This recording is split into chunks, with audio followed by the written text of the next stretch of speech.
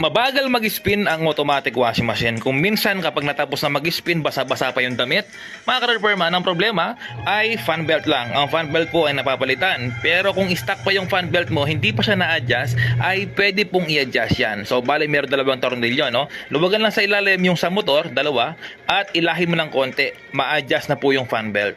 Ayan, mga ka-repairman, ang bilis ng ikot, no? So, bago po yung fan belt yan. Kaya sa mga automatic washing machine, na bagal lang ikot, fan belt lang yan.